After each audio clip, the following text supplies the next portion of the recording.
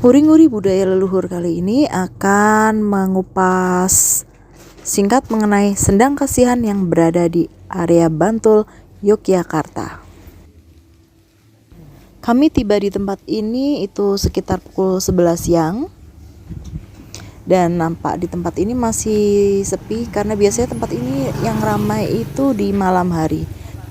Tentunya jangan lupa klik tanda yang di bawah, teruskan subscribe dan klik tanda jempol ya. Saat ini kita sudah berada di depan gerbang utama atau pintu utama untuk memasuki dari Sendang Kasihan. Untuk melihat lebih jelas seperti apa Sendang Kasihan, mari kita masuk ke dalam pintu ini. Nah, seperti ini teman-teman Sendang Kasihan. Untuk menapaki masuk ke Sendang Kasihan ini, dan kita lihat sekelilingnya, di situ juga terdapat ada satu warung. Jadi bagi teman-teman yang haus atau ingin memakan satu makanan tidak perlu khawatir. Nah, di sini juga ada satu kayu. Mari kita dekati, kita lihat apa tulisannya. Ternyata tulisan di sini adalah tempat ini yang bertulisan Sendang Kasihan.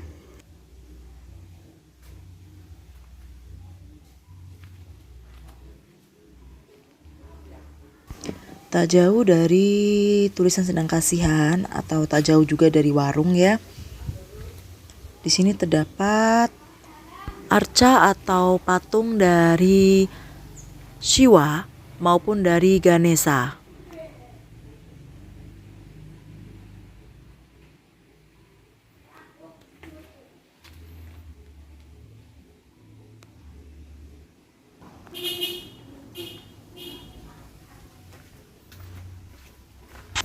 Bagi para pengunjung di sini tetap diwajibkan untuk memakai masker ya. Jadi untuk protokol dari kesehatannya tetap digunakan di area ini.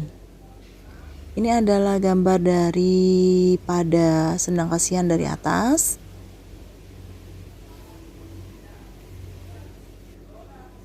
Dan ini adalah gambar sekilas untuk airnya dari Sendang Kasihan. Untuk menuju ke sumber air Sendang Kasihan, terdapat 2 pintu dengan beberapa anak tangga. Seperti ini gambarnya.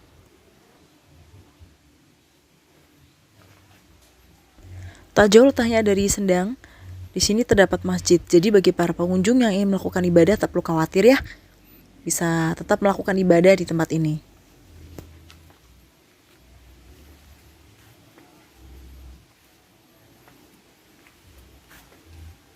Nah, di sini juga terdapat tulisan jagalah kebersihan ya. Nah, di sini ada Pak Yudi, beliau adalah selaku dari juru kuncinya. Dan di sini terdapat juga tulisannya untuk istilahnya unggah-ungguhnya atau sopan santun ketika memasuki area ini. Nah, sekarang kita akan masuk ke gerbang kedua. Nilai kualitas spiritual kita dapat lihat dari toto kromo, unggah-ungguh dan sopan santun kita.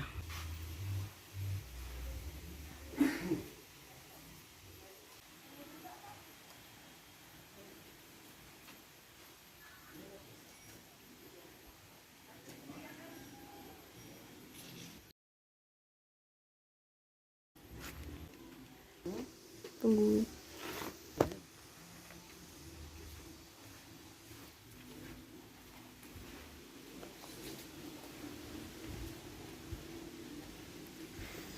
Biar para penonton guri-guri nggak penasaran kayak apa, saya turun ke bawah ya. Nah, ini sekarang kelihatan lebih jelas kan untuk airnya. Jernih sekali. Untuk melakukan pembuktian betapa jernihnya sumber dari mata air ini, saya akan langsung turun ke bawah dan mengambil gambar lebih dekat supaya teman-teman dari guri-guri bisa melihat langsung untuk kejernihan dari air ini.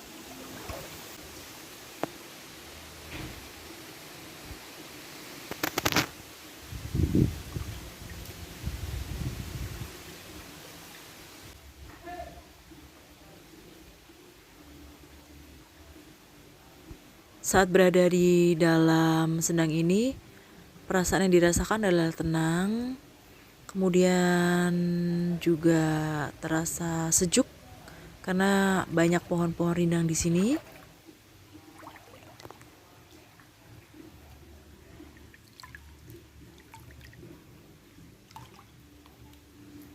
Tempat ini pun bersih dari kotoran ya. Jadi saya percaya untuk tempat ini memang dijaga secara kebersihannya. Jadi bagi teman-teman yang kelak akan kesini, mohon juga dibantu untuk selalu menjaga kebersihan tempat ini. Karena tempat ini termasuk tempat yang dipercaya sakral oleh masyarakat.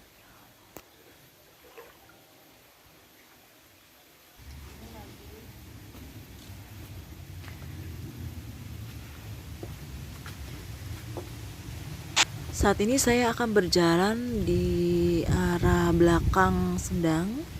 Nah, ini tempat di belakang dari Sendang yang tadi saya sempat masuk. Airnya pun tetap masih jernih loh. Para penonton nguri-nguri budaya luhur.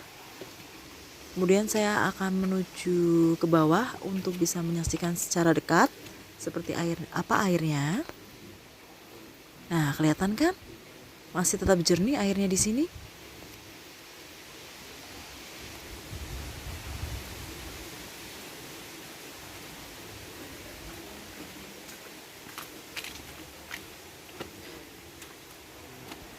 Sekarang saya akan naik ke anak tangga yang lainnya. Nah, untuk pintu sini sebenarnya masuk juga ke tempat area masuk ke Sendang, ke pintu yang lain.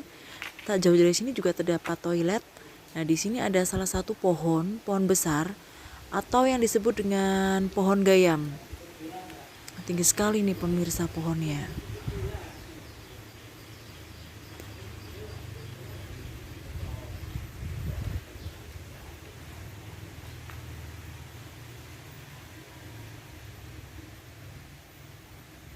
Saat ini saya akan menuju ke tempat Bapak Yudi selaku juru kunci untuk bisa mendapatkan informasi mengenai Sendang ini. Mari tetap berada di channel kami, Nguri-Nguri Budaya Leluhur. Jadi begini, saya penyambung lidah ya. Saya mulai di sini kan 95, dulu kan Eyang ini yang bangun Eyang tahun 1923, yang meninggal ke Simbah Mbah Joko Warsito, meninggal Agustus 96. Simbah meninggal ke orang tua Bapak Pak Arjono Kesumantri. Akhirnya Bapak punya anak 6, bagi tempat, bagi waris.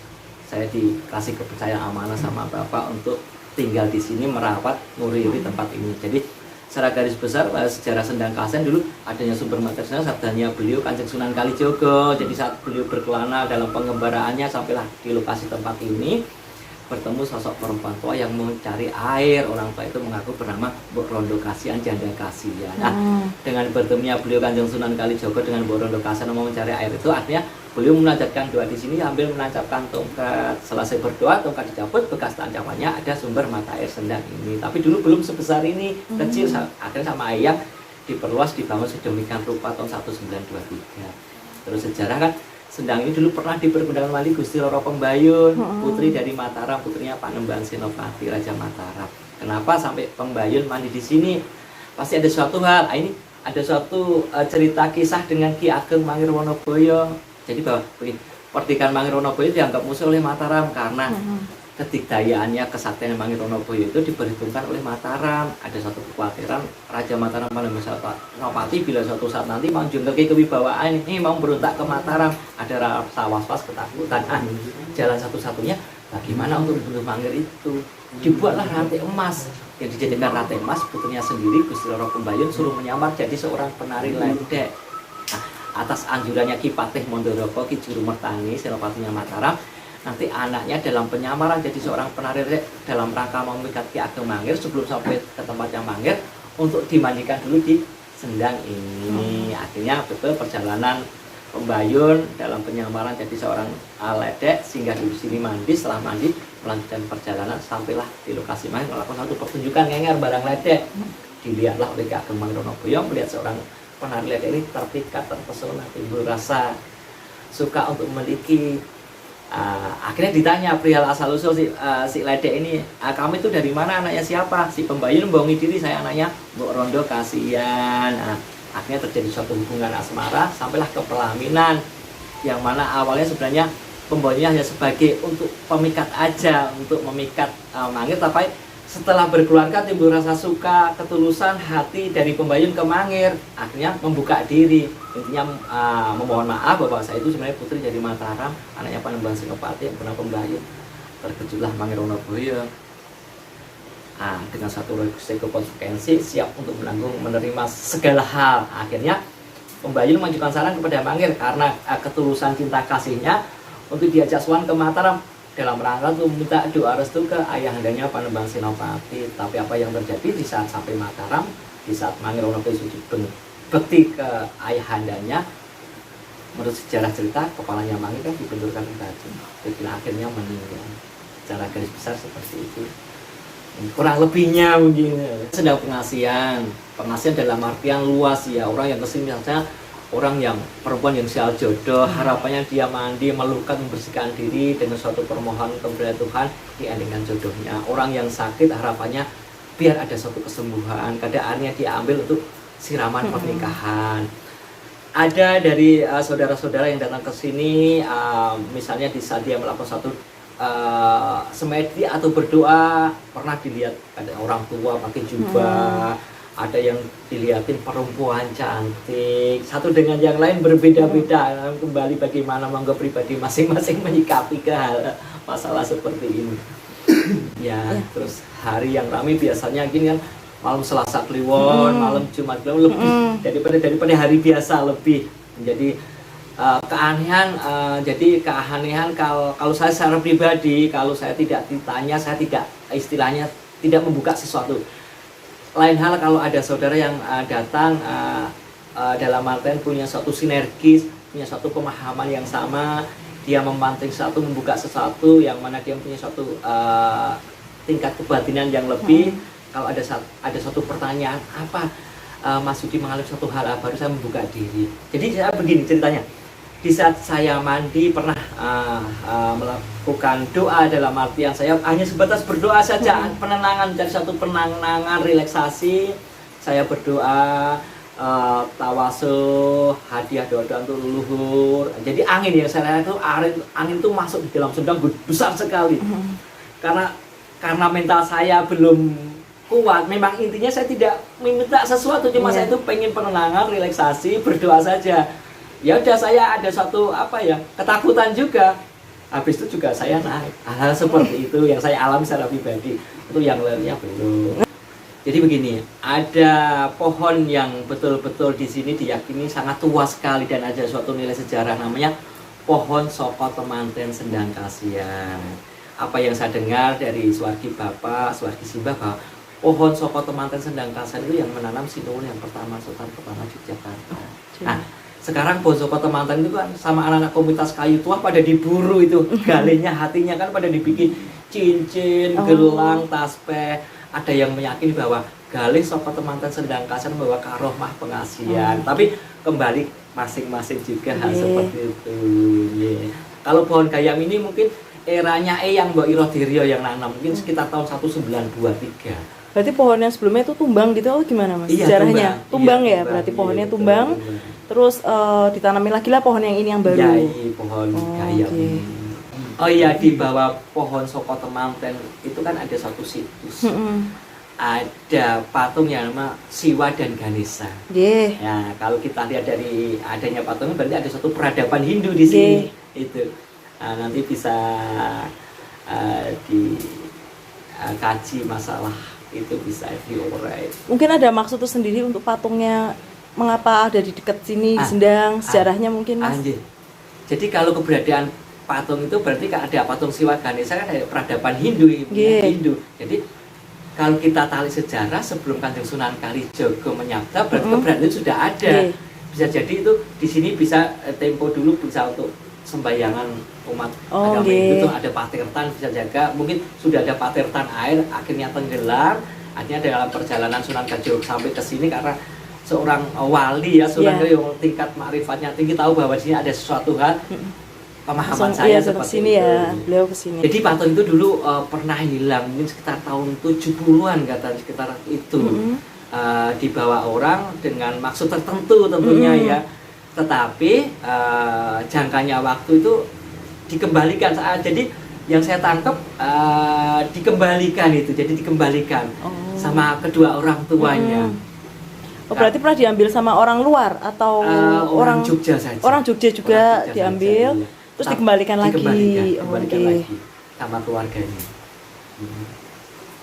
Jadi kalau orang atau saudara yang kesini pasti ada suatu niat tujuan hajat ya, satu dengan yang lain berbeda-beda. Intinya kembali ke suatu keyakinan masing-masing. Ada yang mandi berdoa, ada yang setelah mandi terus di tempat itu di bawah pohon soko itu mungkin tabur bunga, bakar dupa hiu atau bakar kemenyan. Ada juga yang sebelum mandi dia sembahyang di tempat itu dulu, habis sembahyang baru memulai mandi. Berarti itu tergantung masing-masing kepercayaannya, nggih. Ya, kepercayaan masing-masing.